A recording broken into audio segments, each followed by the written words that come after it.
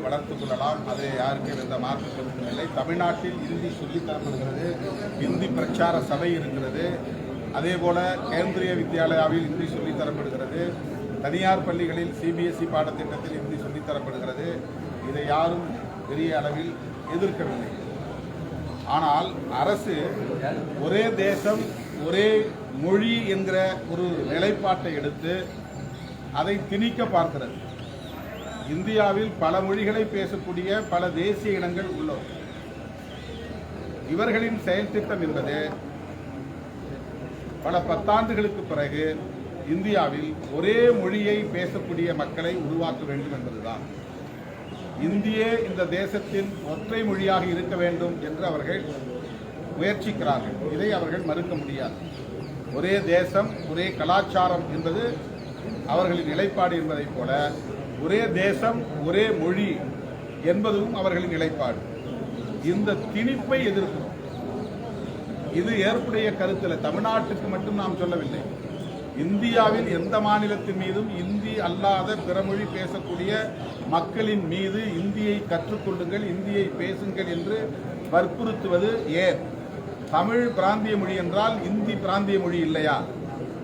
தமிழ்நாட்டில் மட்டும்தான் தமிழர்கள் தமிழை பேசுகிறார்கள் என்று நீ பிராந்திய மொழி என்று சொல்லுகிற போது இந்தியை பேசக்கூடியவர்கள் மத்தியில் சில மாநிலங்களில் 1-2 மாநிலங்களில் தான் தாய்மொழியை கொண்ட மக்கள் இருக்கிறார்கள். அப்படி பார்த்தால் இந்தி ஒரு பிராந்திய மொழி தான், அதுவும் ஒரு ரீஜனல் லாங்குவேஜ். அது எப்படி இந்தியாவுடைய ஒரே தேசிய மொழியாக இருக்க முடியும்? அரசமைப்பு சட்டத்தின்படி இந்தியாவிலே 22-23 மொழிகள் தேசிய மொழிகளாக அங்கீகரிக்கப்பட்டிருக்கின்றன. ஆனால் இவர்கள் இந்தியையும் சமஸ்கிருதத்தையுமே உயர்த்தி பிடிக்கிறார்கள். கோடிக்கணக்கிலே அதற்காக நிதியை ஒதுக்கீடு செய்கிறார்கள். அதை கட்டாயமாக்குகிறார்கள். அரசின் கொள்கை நிலைப்பாடாக அதை திணிக்கிறார்கள்.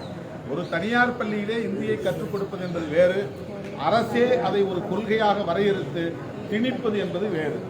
கொள்கையை திணிப்பதை எதிர்க்கிறோம். அரசு பள்ளி மாணவர்களை வஞ்சிக்கிற மாதிரி இல்லையா சார்? ஏன்னா இது மெட்ரிகுலேஷன் சிபிஎஸ்இ பள்ளிகள்ல மட்டும் இது கற்பிக்கப்படுதுன்றீங்க. ஆனா அரசு பள்ளின்னு வரும்போது திணிக்கப்படுது அப்படின்னு இதுல அரசு பள்ளி மாணவர்கள் வஞ்சிக்கப்பட்ட மாதிரி. அரசு பள்ளி மாணவர்கள் விரும்பினால் தனியார் கோச்சிங்ல போய் படிக்கிறாங்க. அது எப்படி சார் சாத்தியமாகும்? படிக்கிறார்கள். இந்திய கட்டாயம் படிச்சுதான் ஆகணுமா? எதற்காக இந்திய படிக்க வேண்டிய தேவை என்ன? இந்தியை படிப்பதால் என்ன பயன்? இந்தியை தாய்மொழியாக கொண்டவன் தமிழ்நாட்டில் வந்து கட்டிட வேலை செய்யறான். இந்தியை தாய்மொழியாக கொண்டவர்கள் லட்சக்கணக்கான பேர் தமிழ்நாட்டிலே வேலை இல்லாமல் வந்து கட்டிட வேலை செய்கிறார்கள், சிமெண்ட் தூக்கி கொண்டிருக்கிறார்கள், விவசாய வேலை செய்து கொண்டிருக்கிறார்கள். இந்தியை தாய்மொழியாக கொண்டவர்களுக்கே வேலை கிடைக்கவில்லை. இந்தியை கற்றுக்கொள்வதால் வேலை விருப்பப்பட்டவங்க படிக்கிறார்கள். அதை நாம தடுக்கவே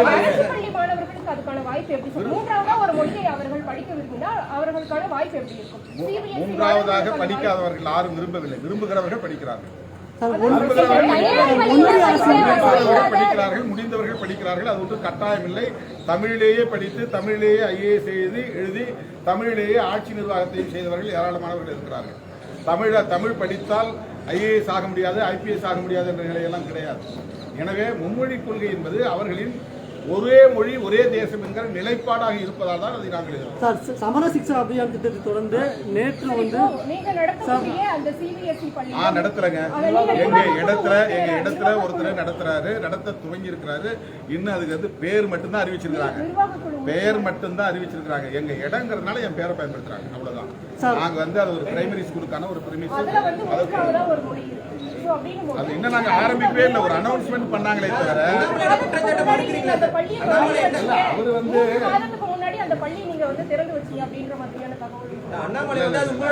இடத்துல ஏற்கனவே ஒரு நிர்வாகம் தனியார் நிர்வாகம் நடத்துறாங்க. அவங்க போயிட்டாங்க. இன்னொரு நிர்வாகம் அங்க வர போறாங்க. எங்க இடங்கிறதுனால என் பேரை பயன்படுத்துறாங்க. இந்த விஷயத்துல இந்த விவகாரத்துல இரட்டை வேடம் போடுறீங்க அப்படின்றத வந்து அண்ணாமலை குறிப்பிட்டிருக்காரு. திமுக கூட்டணியோட இரட்டை வேடம்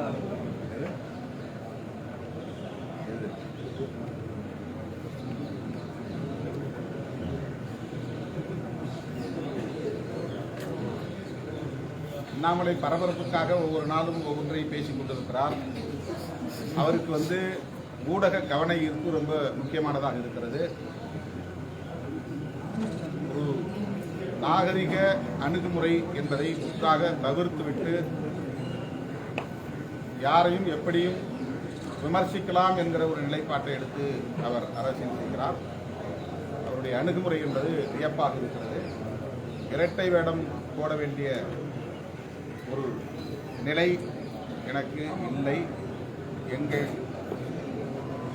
இடத்தில் ஒரு நிறுவனம் பள்ளி நடத்துவதற்கு அனுமதி கேட்டிருக்கிறார்கள், அவ்வளவுதான். அது இன்னும் அப்ரூவல் வாங்கலை, அதுக்கு இன்னும் கிளாஸ் ஸ்டார்ட் ஆகலை, ஒரே ஒரு ஸ்டூடெண்ட் கூட இன்னும் வந்து சேரலை, ஒரு ஃபர்ஸ்ட் ஸ்டாண்டர்ட் கூட அங்கே கிடையாது, ஒரு மாணவர் கூட அங்கே சேரலை. ஒரு அனௌன்ஸ்மெண்ட் வந்திருக்க அது ஒரு அந்த இடம் எங்களுடைய இடங்கிறதுனால என்னுடைய பெயரை சார். நேற்றைய தினம் ஒன்றிய அரசு அந்த ஒதுக்கீடு செய்த அந்த தேசிய பேரிடர் நிதியில கூட ஒடிசாவுக்கு ஒதுக்கியிருக்காங்க, மற்ற மாநிலங்கள் ஒதுக்கியிருக்காங்க. தமிழ்நாட்டுக்கு தேசிய பேரிடர் நிதி ஒதுக்கீடு செய்த இதுக்கு முன்னாடி சமர சிக்ஷா எல்லாம் அண்ணாமலைக்கு கவலை இல்லை.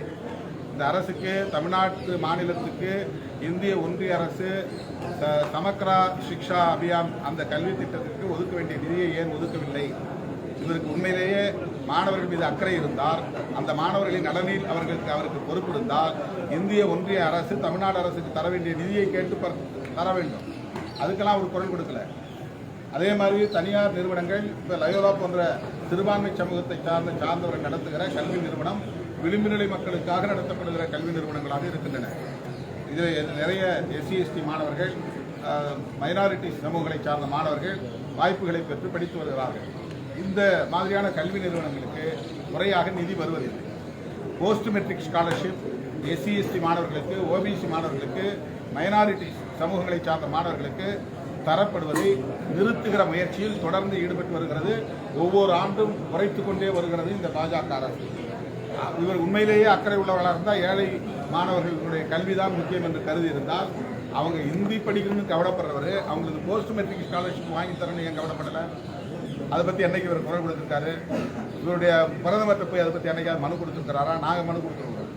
விளிம்பு நிலை சமூகத்தை சார்ந்த மாணவர்களுக்கு போஸ்ட் மெட்ரிக் ஸ்காலர்ஷிப் கொடுக்கணும்.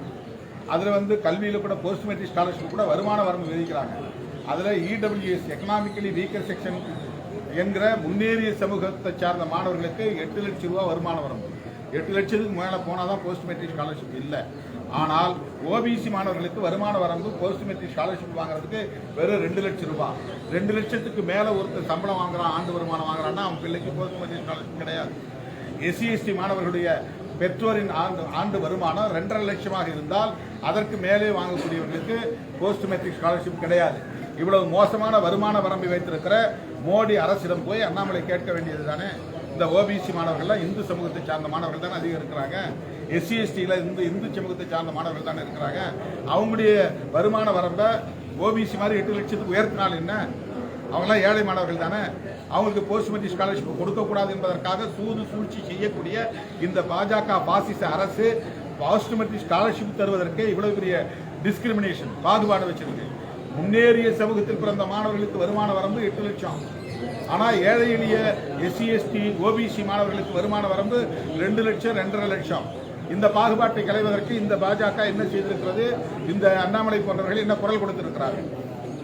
இப்ப தொடர்ந்து ஒரு மொழி பிரச்சனை எப்ப வந்தாலுமே, மொழி கொலையா இருக்கட்டும், இந்தி திணிப்பு விவகாரம் வரும்போது தொடர்ந்து பாஜக தரப்பிலையா இருக்கட்டும், பன்மொழி கொள்கை கூட வரவேற்க முடியாது. எனக்கு ஹிந்தி மீது நமக்கு வெறுப்பு கிடையாது, எந்த மொழி மீதும் வெறுப்பு கிடையாது.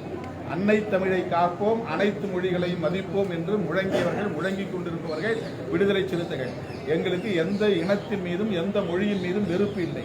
ஆனால் இந்தியை இந்தியாவின் மூளை முடுக்கெல்லாம் ஒவ்வொருவரும் கட்டாயம் கற்றாக வேண்டும் என்கிற தேவை எங்கிருந்து வந்தது? இதுதான் நாம் சொல்றோம். இதுல ஏழை மாணவர்கள் படிச்சா என்னன்னா, ஏழை மாணவர்களுக்கு ஹிந்தி படிச்சுட்டா வேலை கிடைச்சிருமா? இந்த வாதமே தவறு. அப்படி ஒன்று வந்துருச்சுன்னா, இந்த மாதிரி மும்மொழி கொள்கை வரும்போது ஃபுல்லுமே திமுக நடத்துகிற பள்ளிகளில் ஹிந்தி கற்றுக் கொடுக்கப்படுது, அங்கே தமிழே கற்றுக் கொடுக்கப்படுவதில்லைங்கிற ஒரு குற்றச்சாட்டை வைக்கிறாரு. அதோட தொடர்ச்சியாக தான் நீங்கள் ஒரு பள்ளி நடத்துவதா, CBSE பள்ளி நடத்துவதாவோ அரசு பள்ளிகளில் தான் பண்ணக்கூடாதுன்ற அரசாங்கம் தனியார் பள்ளிகளை விட அரசாங்க பள்ளிகள் தான் அதிகம். அரசு பள்ளிகளில் ஒரு கொள்கையை நீங்கள் நிலைநாட்டுவதுங்கிறது பர்பெச்சுவேட் ஆயிரும் இல்லை, அது நிரந்தரம் ஆயிரும் இல்லை. தனியார் பள்ளிகளை என்னைக்கு வேணாலும் அரசு பள்ளிகளை மாற்றிட முடியாது, பிரச்சனை கிடையாது. அரசு பள்ளிகளில் ஏன் இந்த கொள்கையை நீ திணிக்கிறீங்க? இந்தியா முழுக்க ஒரே கொள்கையை ஏன் திணிக்கிறீங்க? அந்த திணிப்பு ஏன்? சுதந்திரம்ங்கிறது வேற, விருப்பம் என்பது வேற. இயன்றவர்கள் படிக்கட்டுங்கிறது வேற. நீ திட்டமிட்டு எல்லோருக்கும் இந்த கல்வியை நாங்கள் திணிப்போம், நீ எல்லாரும் கட்டாயமா இந்தியை கத்துக்கணும், எல்லோரும் இந்தியை நீ பேசணும், இந்தியை எழுதணுங்கிறதுக்கான தேவை எங்கிருந்து வந்தது? என்னையே நீ இந்தி வாழாவாக மாற்ற முயற்சிக்கிறாய். என்னுடைய எதிர்கால வாரிசுகளை எல்லாம் இந்தி பேசக்கூடிய மக்களாக மாற்றுவதற்கான நோக்கம் என்ன? உனக்கு ஒரு ஹிடன் அஜெண்டா இருக்கிறது, ஒரு அரசியல் நோக்கம் இருக்கிறது. இந்த தேசத்தில் ஒரே கொள்கை, ஒரே மொழி கொள்கையை கொண்டு வர வேண்டும் என்பது மிகவும் ஆபத்தானது என்பதுதான் நாங்கள் சுட்டிக்காட்டுகிற ஒரு உண்மை. சார், ஓய்வு பெற்ற நீதிபதிகள் சந்துரு மற்றும் ஹரிபரந்தாமன் என்ன ஒரு விஷயத்தை முன் வச்சிருக்காங்கன்னா, பிரஸ் மீட்ல சங்கிகள் நிறைந்த இடமாகவும் சிறுபான்மையினருக்கு இல்லாத ஒரு வாய்ப்பில்லாத இடமாகவும் நீதிமன்றங்கள் இருக்குது. நீதிமன்றங்கள் வந்து நீதிபதிகள் வந்து அவர்களால் நிரப்பப்பட வேண்டும் சொல்லிட்டு ஒரு கோரிக்கை முன் வச்சிருக்காங்க. அதை பத்தி நீங்க என்ன நினைக்கிறீங்க? நீதிபதிகள் நியமனத்துல சங்கிகள் அல்லது வந்து தலித்துகள், சங்கிகளுடைய ஆதிக்கங்கள் நிறைய இருக்குது அப்படிங்கிற மாதிரி தலித்துகள் புறக்கணிக்கப்படுறாங்க. அதாவது இந்தியாவில் அரசமைப்பு சட்டம் நடைமுறையில் இருக்கிறதை விட சனாதன சட்டம் நடைமுறையில் இருக்கிறது என்பது உண்மை என்பதை இன்றைக்கும் நிரூபித்து காட்டக்கூடிய ஒன்றாக இருக்கிற இடம்தான் நீதிமன்றம்.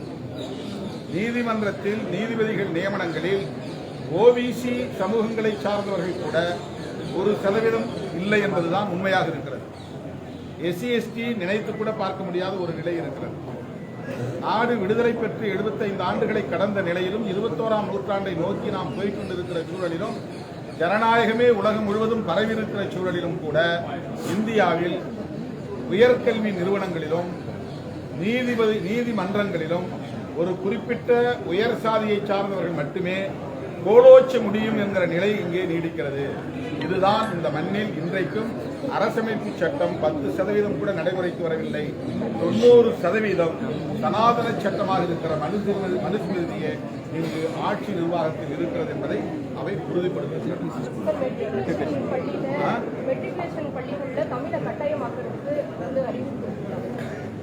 மெட்ரிகுலேஷன் உள்ள ஸ்டேட் போர்டு தானே சிலபஸ். மாநில அரசு கல்வி திட்டம் தான் மெட்ரிகுலேஷன் பள்ளிகள்ல இருக்கு. CBSE மட்டும்தான் ஹிந்தி இருக்கு. CBSE பள்ளிகள்ல 8வது வரையுமே ஹிந்தி வந்துட்டு கட்டாயமா தான் கற்றுக் கொடுக்கப்படுது. அது திணிக்கிற மாதிரி இல்லையா? எது? CBSE பள்ளிகள்ல 8வது வரையுமே ஹிந்தி கட்டாயமா தான் சொல்லிக் கொடுக்கப்படுது. அதாவது ஒவ்வொரு கல்வியை அறிமுகப்படுத்தும் போதும் ஒரு எதிர்ப்பு வந்து மக்கள்கிட்ட இருந்திருக்கு. நவோதயா கல்வியை நம்ம எதிர்த்து தமிழ்நாட்டில் நுழையில. ஆனால் கேந்திரிய வித்யாலயா வந்து மத்திய அரசு நிறுவனங்களில் பணிபுரியக்கூடிய வட இந்தியக்காரர்களுடைய பிள்ளைகள் படிக்க வேண்டும் என்பதற்காக மத்திய அரசு கல்வி நிறுவனங்கள் எங்கே இருக்கின்றனவோ அங்கே மட்டும் கேந்திரிய வித்யாலயா வந்துச்சு. அது தமிழ்நாட்டில் உள்ள எல்லா மக்களுக்குமானதில்லை. இப்போ ஆவடியில் இருக்கிறாங்க, போஸ்ட் ஆஃபீஸில் வேலை செய்கிறாங்க, ரயில்வே ஸ்டேஷனில் வேலை செய்கிறாங்க, நார்த் இந்தியன்ஸ் இங்கே வராங்க. இப்போ அவங்க பிள்ளைகள் இங்கே வந்து படிக்கணும். அவங்க படிக்கிறதுக்கு ஹிந்தி தேவைப்பட்டுச்சு. அதனால கேந்திரிய வித்யாலயாங்கிற ஒரு கல்வி திட்டத்தை சொன்னாங்க. அது போன்ற கல்வி நிறுவனங்களை இப்போ நம்ம எதிர்க்கலை. அது வந்து இங்கே எஸ்டாப்ளிஷ் ஆயிடுச்சு. ஆனால் ஒவ்வொரு முறையும் ஒரு உள்நோக்கத்தோடு இந்தியை எல்லோரும் பயின்றாக வேண்டும் என்று கட்டாயப்படுத்துவது ஆப்ஷனல் இல்லை. இது வந்து தமிழ்நாட்டில் இருக்கிற மூளை முடுக்கெல்லாம் இருக்கக்கூடிய ஒவ்வொரு தமிழ் பிள்ளையும் கட்டாயம் படித்தாக வேண்டும். ஒரு 25 ஆண்டுகளுக்கு பின்னர் அல்லது 50 ஆண்டுகளுக்கு பின்னர் இவர்கள் அனைவருமே இந்தி பேசக்கூடியவர்களாகிவிட்டார்கள் என்ற நிலையை உருவாக்குவதுதான் அவருடைய நோக்கம். மத்திய பகுதியில் இருக்கக்கூடிய மாநிலங்களில் கூட உதாரணத்திற்கு ராஜஸ்தானிலே ராஜஸ்தானி தான் தாய்மொழி. இன்றைக்கு இந்தி பேசக்கூடிய எண்ணிக்கை 80 விழுக்காடு ஆகிவிட்டது. ராஜஸ்தானி பேசக்கூடிய எண்ணிக்கை 21% மாறிவிட்டது. அவர்களின் தாய்மொழி சிதைக்கப்பட்டு விட்டது. அதே போல போஜ்பூரி என்கிற ஒரு மொழி சிதைக்கப்பட்டு விட்டது. அங்க கடுவாலி என்கிற ஒரு மொழி சிதைக்கப்பட்டு விட்டது. சாந்தலி என்கிற ஒரு மொழி சிதைக்கப்பட்டு விட்டது. அவங்கெல்லாம் வந்து இந்தி, இதெல்லாம் இந்தி குடும்பம்னு சொல்றாங்களே தவிர இந்தி கிடையாது. அதை பேசக்கூடிய எண்ணிக்கை போயிருச்சு. இன்னைக்கு அவங்க எல்லாமே இந்தி வாழாக்களாக மாறிவிட்டார்கள்.